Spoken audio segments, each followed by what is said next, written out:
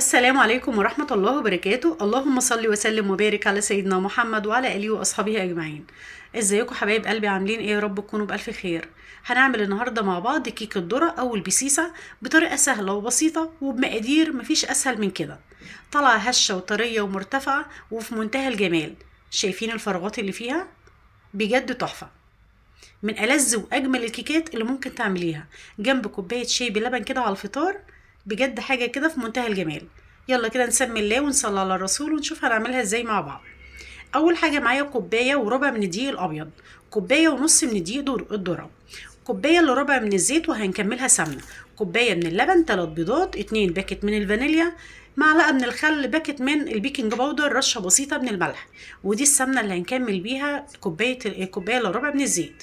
هبدأ بس يا دوبك كده اسيحها على النار. ومعايا هنا الصينية اللي هتدخل الفرن مقاس 30، اللي هي الصينية الوسط في طقم الصواني بتاعت الفرن. هبدأ ان انا ادهنها بس كده بمعلقة بسيطة من السمنة اللي انا فكيتها. وانا بفضل بصراحة ان انا ادهنها بمكعب من الزبدة يكون طالع لسه من التلاجة. المرحلة اللي لما تدهنيها بمكعب من الزبدة ما بتتشربش معاكي دقيق، ولما الكيك بيستوى ما بتلاقيش كده طبق الدقيق باينة في الكيك من تحت. تمام، بس انا استسهلت بصراحه وقلت خلاص يا دام المعلقه السمنه جاهزه معايا كده، اخد منها معلقه امسح بيها الصينيه، رشتها برشه من الدقيق كده، وببدا ان انا اهبطها كده على كل الجوانب بتاعتها علشان يعني تتغلب بالدقيق بتاعي. والدقيق الزائد ده انا هتخلص منه. كده انا بزود الكوبايه الا ربع من الزيت، هكملها ربع سمنه. ممكن تستخدميها نص زيت ونص سمنه زي ما انت حابه، ممكن كلها زيت. تمام، ولكن ما ينفعش كلها سمنه. تمام. هنجيب بقى الخلاط او الكبه بتاعتنا وهننزل بالثلاث بيضات الاول كده درجه حراره الغرفه. هقول معاكم برضو المقادير مرة تانية واحنا شغالين كده علشان لو ما حدش يعني اخد باله من المقادير بتاعتي. معايا 3 بيضات درجة حرارة الغرفة، هنكسرهم كده في الكبة او في الخلاط بتاعنا زي ما انت حابة.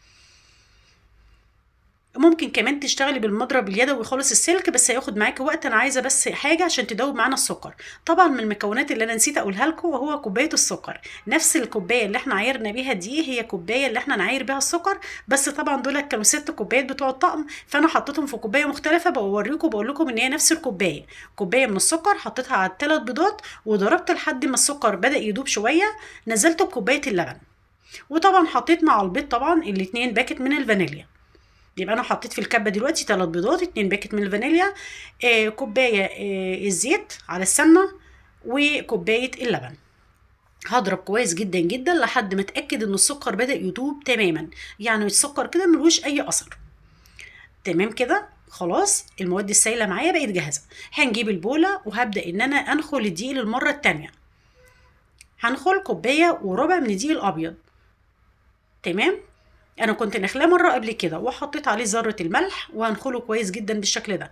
طبعا دي الذره نوعين، نوع ابيض ونوع اصفر، انا جايبه من النوع الاصفر وده بيبقى احسن وكويس جدا جدا في في كيك الذره.